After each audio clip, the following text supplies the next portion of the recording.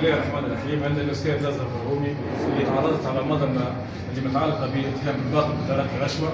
الحمد لله نفذت اليوم أمام القضاء وأنصفني القضاء، وشكرا للقضاء التونسي العادل. اليوم أنا نزار برهومي لا أمثل نفسي، أمثل كامل قطاع التعليم الثانوي اللي يوقف معايا وقفة رجل واحد. هذه الوقفة لابد أن تتواصل مع الأخوة الكل.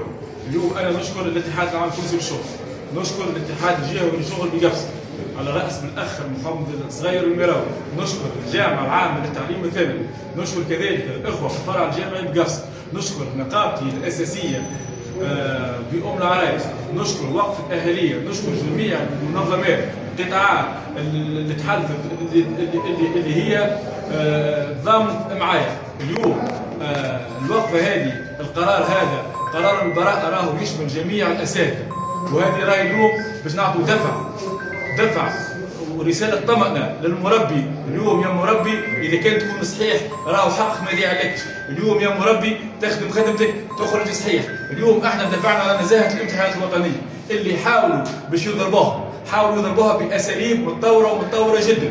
اليوم نوجه رسالة إلى سلطة الإشراف وخاصة وزارة التربية، نقول لها يا وزارة التربية طور وسائلك. اليوم راه وسائل التنمير الغش اتطورت أقوى منه. اليوم احنا بدلوا تشريعات.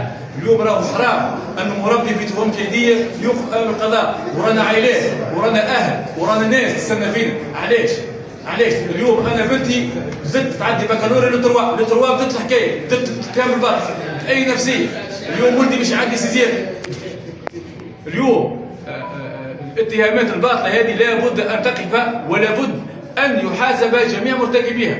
كذلك نوجه لسلطة الإشراف لوزارة التربية خاصة غيروا تشريعاتكم.